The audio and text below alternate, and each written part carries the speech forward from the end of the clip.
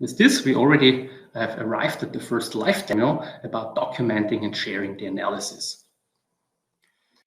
I will switch to Visplore here. Okay, so maybe a few words about the setting. Think that we have received a set of data for a project, and our goal is maybe as a consultant to advise, to find out what can be done about optimizing the energy usage. So the set of data is about the energy usage from industry, and the goal here is to find out and communicate possible savings. I think it's quite a timely topic, so let's get started. So I just open here a CSV file. It's actually not a very complicated data set from the structure. So here we see we have the time, we have the energy load, and we have 3 additional time series regarding the weather. Okay, after exporting it, it automatically starts the first cockpit. This is also something that's new in this version. You can define which cockpit should automatically be started by default. In this case, it's the cockpit trends and distribution.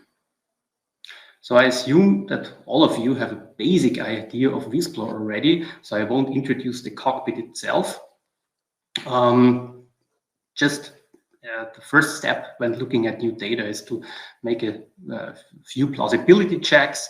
So you can just click through the time series and see, okay, this looks more or less plausible. But when we get to the energy time series, so the power load here, we see that from time to time, obviously there were values of 0.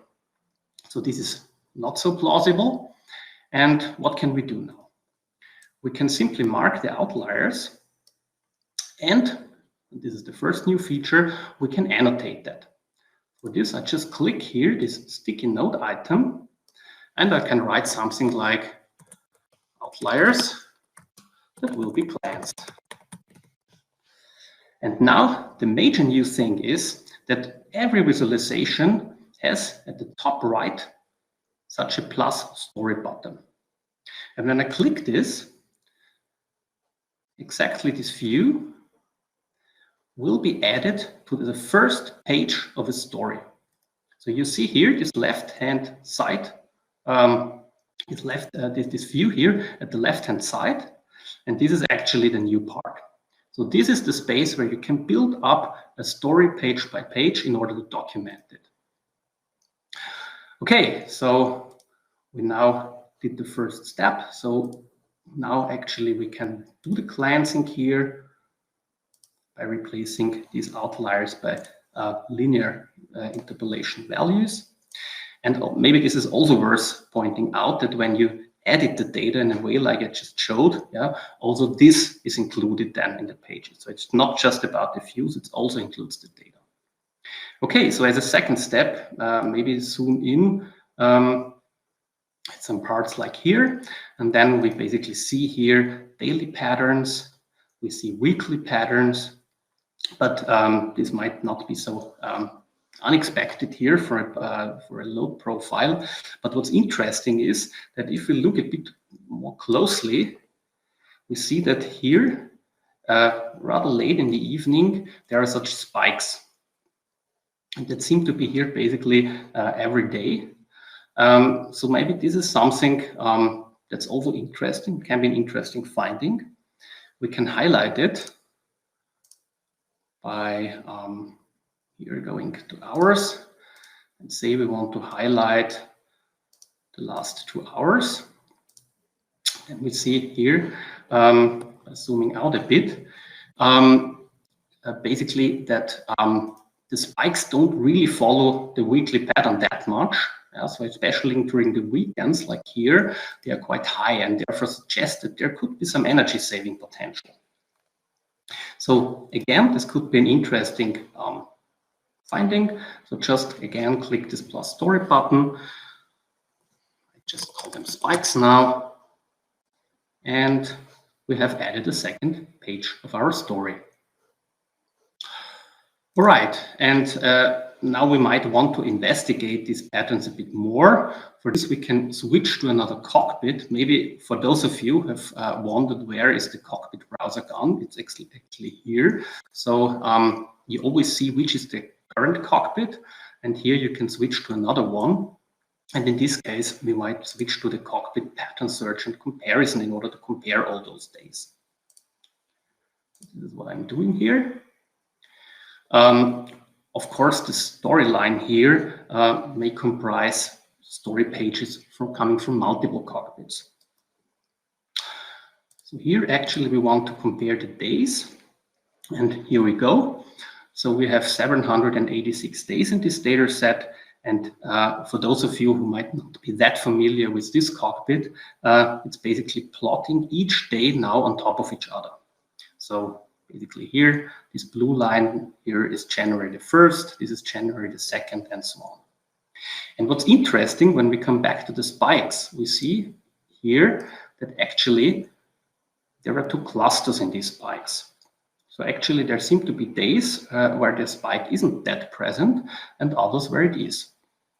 And now actually this we can analyze this further by just selecting those days using such a line intersection selection that do not show this spike.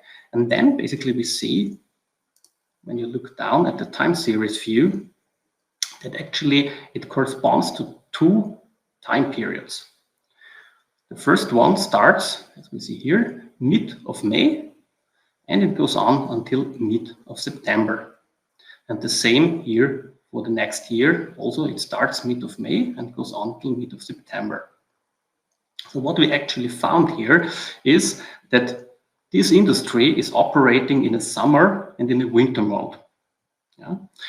So maybe they can also add this here by saying we want to add a label here and call this label summer.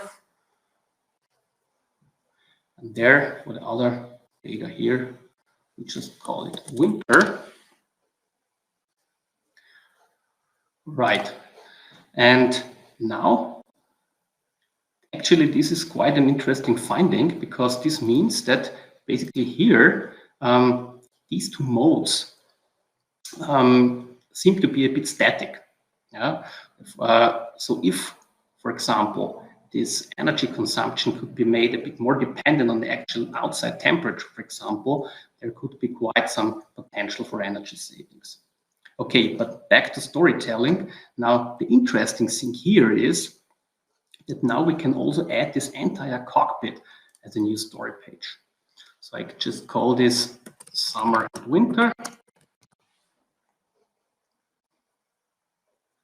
And here we added our one more page to the story. In this case, it's really the entire cockpit. So one word about these pages. Actually, these pages can be, you have multiple options. You can, for example, duplicate the page. Of course, you can delete it. You can put reorder pages simply by dragging and drop. So for example, I could put this page up here. And you can also edit the pages later on. So here, for example, I could go to the options, say edit page, change the title, add a description here, specify which views should be contained in the page, and much more. But now, what's actually the use case here? So now that we have documented our story, the first use case is to export it as a PDF. This is very easy. All I need to do is click on this export button down here.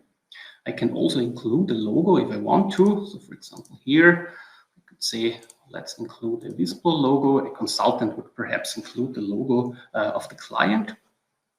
And then what Visplore does is it runs through these 3 pages now and generates a PDF. So here we go. Now we are in a PDF viewer, and we see that including the titles, we have created a PDF. Okay, so this was the first use case. The second use case was, having prepared an analysis like this, we can now save it and discuss it with a client. So for example, we can just click on a story page like this. then we see that now this visualization takes up the entire space. So all the other views are now gone. So to really focus on this, what we want to tell, and can go through this page by page, discuss it with the client. And interesting is, of course, it's still interactive. Yeah. So for example, assume that the client now says something like he's only interested in the year 2017 for some reason. Then what could be done is to add a filter here on the year 2017. Just do the filter, and here we go. And when we made some modifications to the pages like this, we can confirm them using this check here. Now it's updated. And so we can include input of the client here when discussing this. And the third use case is we can use such stories as a deliverable. So for here we have this save button. And when we save the story, we can save it in a way that the data that we're looking at is embedded. So I'll just call this now demo story. And it's a Visplore file. So this is now saved. Okay, so now this is saved as a file that I can pass on. And the interesting thing now is, actually from Visplore, as some of you might know, there is a free version, Visplore free. I'm just opening it here. This can be downloaded for free from our webpage. It's very easy and lightweight to install. So basically within 2 minutes, doesn't even require admin privileges on the PC. And then using Visplore free, since this new version, such stories that we just created can be consumed. So how does this look like? Here I can just load the new story we just created. And then we can consume it in a way like this. Yeah? So here basically we have our 3 pages, and the most simple thing I can do is I can just click through the pages and consume it in a way as I would do with a PowerPoint slide. But the big advantage is that also here it's still interactive. Yeah? So for example, if someone wonders like, what are the days that exceed the value of 220, I can still also here do such a line selection and get the answer immediately.